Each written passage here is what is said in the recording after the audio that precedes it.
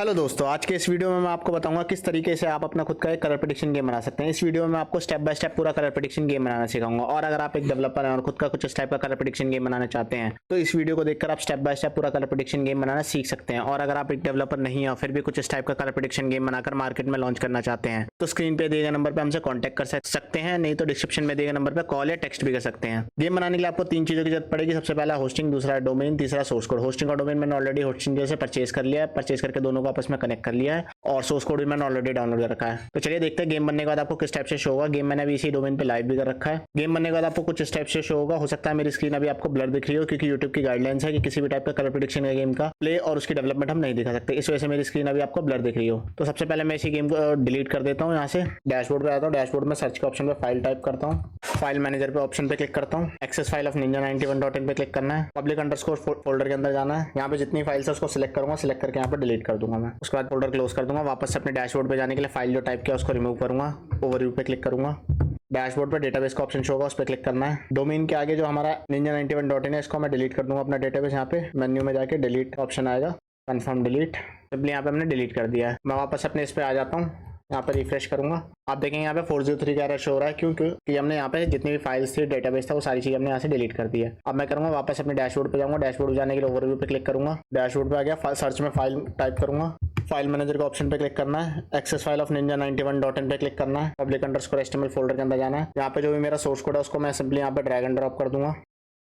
Right side corner में देखेंगे आप हमारा सोर्स कोड जो भी है वो अपलोड हो रहा है। जैसे ही हमारी फाइल अपलोड हो जाएगी, जिप फाइल को सिंपली सिलेक्ट करना है। सिलेक्ट करने के बाद उस पर राइट क्लिक करना है। राइट क्लिक करने के बाद एक्सट्रैक्ट का ऑप्शन शो होगा, उस पर क्लिक करना है। उस फोल्डर में डॉट टाइप करना है, क्योंकि पब्लिक अंडरस्कोर HTML के फोल्डर के अंदर हमें एक्सट्रैक्ट करनी है। एक्सट्रैक्ट पे क्लिक करते हैं हमारी जिप फाइल जो है वो एक्सट्रैक्ट हो जाएगी। सिंपली अब मेरे को क्या करना है, जिप फाइल जो भी थी हमारी उसको फाइंड कर लेना। फाइंड करके उसको डिलीट कर दूंगा, क्योंकि अब उसकी हमें कोई नीड नहीं है। डिलीट करने के बाद वापस से हम डैशबोर्ड पे आ जाते हैं। डैशबोर्ड पे जाने के लिए फाइल जो है उसको रिमूव किया, ओवरव्यू पे क्लिक किया। डेटाबेस का ऑप्शन शो हो रहा है, डेटाबेस पे क्लिक करना है। डैशबोर्ड में सिंपली यहाँ पे क्या करूँगा, मैं अभी एक डेटाबेस क्रिएट कर लूँगा। डेटाबेस हमारा क्रिएट हो गया। डेटाबेस क्रिएट होने के बाद simply enter PHP my admin पे क्लिक करना है और जो भी हमारे डेटाबेस का फोल्डर है वो हमें यहाँ पे सिंपली ड्रैग एंड ड्रॉप करके अपलोड कर देना है। सक्सेस का मैसेज शो होते ही तो कट करना है। कट करने के बाद अपने डेटाबेस पे क्लिक करूंगा मैं। डेटाबेस पे क्लिक करने के बाद यहाँ पे जितने मेरे डेटाबेस की टेबल्स हैं वो सारी यहाँ पे शो हो रही है। सिंपली अब क्या करूँगा, डोमेन को जैसे मैं रिफ्रेश करूँगा आप देखेंगे हमारा जो प्रोजेक्ट है वो यहाँ पे लाइव हो चुका है। बट अभी भी यहाँ पे कई सारी इमेजेस हैं और लोगो हैं जो अभी अपडेट नहीं हो रही। क्यों? क्योंकि हमने फाइल अपलोड कर दी, डेटाबेस अपलोड कर दिया, बट दोनों को आपस में कनेक्ट नहीं किया। कनेक्ट करने के लिए हमें पब्लिक अंडरस्कोर HTML फोल्डर के अंदर आना है, कंट्रोल फोल्डर के अंदर आना, activity.php फाइल ओपन करनी है। सिंपली यहाँ से डेटाबेस कॉपी करना है हमें और activity.php में डेटाबेस का कनेक्शन जो है हमारे, जैसे डेटाबेस का नेम, यूजर नेम और डेटाबेस का पासवर्ड, वो हमें यहाँ से अपडेट कर देना है। सेव करना है, कट करना है। कट करने के बाद dbaction.php यहाँ पे भी सेम चीज, डेटाबेस कनेक्शन अपडेट करेंगे हम। उसका एडमिन फोल्डर ओपन करना है। यहाँ पे भी कंट्रोल फोल्डर, activity.php, यहाँ पे भी डेटाबेस कनेक्शन अपडेट करना है हमें। उसके बाद dbaction फाइल सेव कर देना है। वापस अपने डोमेन पे आ जाऊंगा। डोमेन पे जैसे ही मैं इसको रिफ्रेश करूंगा यहाँ पे हमारी इमेजेस और लोगोस जो भी हैं वो सारी अपलोड हो गई हैं, जैसे कि आप देख स्टार्ट हो गया। इसके बाद आता हूँ मैं इसके एडमिन पैनल पे। एडमिन पैनल पे जाने के लिए सिंपली डोमेन के आगे /admin टाइप करना है। एडमिन का by default login ID password आपको मिलता है, उसी से आप यहाँ पे लॉगिन कर लेंगे।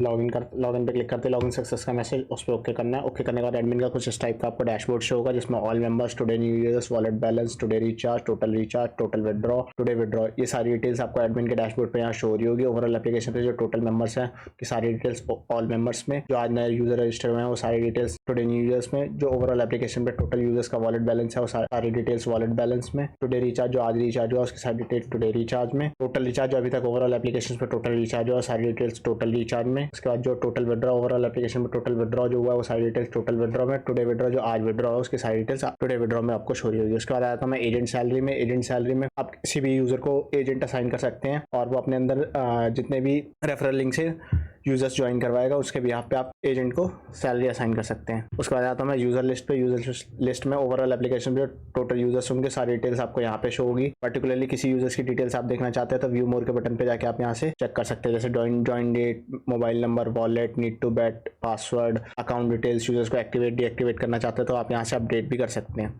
फंड ट्रांसफर में आप किसी भी यूजर के वॉलेट में अमाउंट ऐड और डिडक्ट कर सकते हैं। सिंपली मोबाइल नंबर डालना है, अमाउंट डालना है आपको, यहाँ पे कन्फर्म अमाउंट करना है। उसके बाद जो भी रिमार्क आपको डालना है वो आप डालेंगे, ट्रांसफर फंड ओके, यूजर के वॉलेट में अमाउंट ऐड है गया। डिडक्ट करना है, सिंपली फोन नंबर दोबारा डालेंगे, यहाँ पे -1000 डिडक्ट करना है, कन्फर्म -1000 डिडक्ट का ट्रांसफर फंड, सिंपली यूजर के वॉलेट से अमाउंट डिडक्ट हो गया। ट्रांसफर हिस्ट्री में जो भी ओवरऑल फंड्स आपने ट्रांसफर किए, डिपॉजिट, विड्रॉ, सारी डिटेल्स आपको यहाँ पे शो हो रही होंगी ट्रांसफर हिस्ट्री में। विड्रॉ की हिस्ट्री सारी डिटेल्स आपको विड्रॉ हिस्ट्री में यहाँ पे शो होंगी, ओवरऑल एप्लीकेशन पे आपके विड्रॉ हुए हैं। बैट हिस्ट्री में किस गेम में कितना अमाउंट बैट हुआ है, यूजर विन किया है या लॉस किया है, किस डेट पे, किस टाइप के, किस पीरियड में गेम में यूजर ने विन या लॉस किया है, वो सारी डिटेल्स आपको बैट की यहाँ पे शो हो रही होंगी बैट हिस्ट्री में।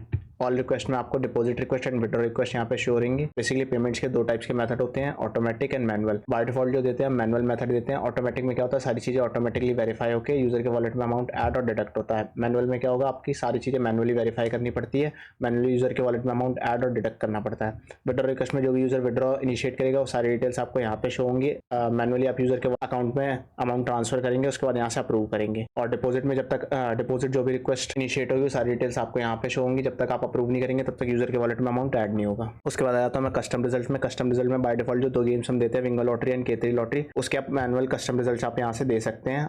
बेसिकली बाय डिफॉल्ट जो इसमें सेट होता है वो लीस्ट अमाउंट विन होता है। आप चाहे तो रैंडम भी अमाउंट विन कर सकते हैं, और आप चाहते हैं कस्टम रिजल्ट देना तो कस्टम रिजल्ट भी दे सकते हैं, अलग अलग पीरियड में अलग अलग नंबर्स पे। सेम फॉर K3 में भी सेम चीज आप यहाँ से कर सकते हैं, कस्टम रिजल्ट आप यहाँ से दे सकते हैं। उसके बाद आता हूँ मैं कस्टम स्पिन में। कस्टम स्पिन में आप स्पिन का रिजल्ट जो है कस्टमाइज देना चाहते हैं वो आप यहाँ से दे सकते हैं, रैंडम चाहे तो रैंडम भी दे सकते हैं, और मैनुअल देना चाहते हैं तो मैनुअल भी आप यहाँ से रिजल्ट दे सकते हैं। उसके बाद आता हूँ मैं सेटिंग्स में। बाय डिफॉल्ट जो मैनुअल मेथड देते हैं पेमेंट के लिए, उसके सारी डिटेल्स आप यहाँ से अपडेट कर सकते हैं, जैसे change UPI, USDT, QR। Support के लिए आप टेलीग्राम यहाँ से चेंज कर सकते हैं, व्हाट्सएप, इंस्टाग्राम, टेलीग्राम चैनल आप यहाँ से अपडेट कर सकते हैं। नोटिस, अगर आप होम पेज पे नोटिस कोई रन करना चाहते हैं मिनिमम अमाउंट का या फिर विड्रॉ से रिलेटेड, वो सारी डिटेल्स आप यहाँ से नोटिस रन कर सकते हैं। उसके बाद नोटिफिकेशन पे आ जाता है। नोटिफिकेशन में आप सारे यूजर्स को नोटिफिकेशन भेजना चाहते हैं तो आप यहाँ से भेज सकते हैं। चेंज पासवर्ड में एडमिन का पासवर्ड आप यहाँ से चेंज कर सकते हैं। चेंज डेली विन रेंज में होम पेज पर जो विन रेंज आपको यहाँ पे शो हो रही होगी वो आप यहाँ से अपडेट कर सकते हैं। एक्टिविटी अवार्ड में जो भी यूजर एक्टिविटी करेगा उसके बिहाफ पे आप उसको रिवॉर्ड देना चाहते हैं तो यहाँ से सेट कर सकते हैं। यूजर के बेट के बिहाफ पे